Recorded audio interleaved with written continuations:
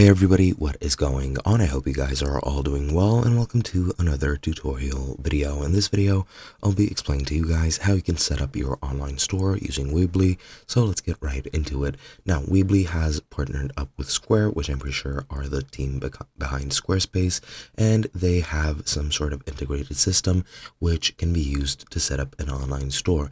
Now, I'm not sure if there are any additional add-ons which you might be able to use to make the whole process more streamlined and to make your store more efficient, but I'll be showing you the basics right now. Now, as you can see, I have a page open. This is one of my websites. I've just selected theme, changed it around a bit, removed some elements, and now I'm going to go ahead and I'm going to go and try to clear up these here elements. And once I clear them up, what we're going to do while you're still in the build section, you're going to scroll down in this left sidebar and search for e-commerce. Now, as you can see, you can add either products or categories. So let's add a products tab, and that will open up your products tab. Now, what you're going to do, if you don't have any products, click add products to store. That's going to take you to the editor, and here you can change the type of the item that you want.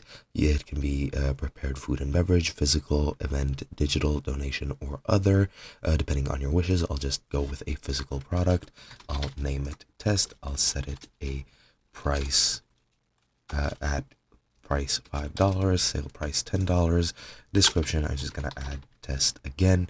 Visibility, I'm going to keep at visible. Fulfillment, you can set up your fulfillment here, such as shipping and pickup, as well as shipping weight. I'll set it to 10 kilos. Then as for shipping, I'll select that. And then additional information, you can add a SKU or an item ID. I'll just make it 1, 2, 3, 4, 5 and cost 5. And options and pricing, you can add whatever else you would like. However, I'm just going to go ahead and save from here. And now that I've saved it, it should appear here in the products tab.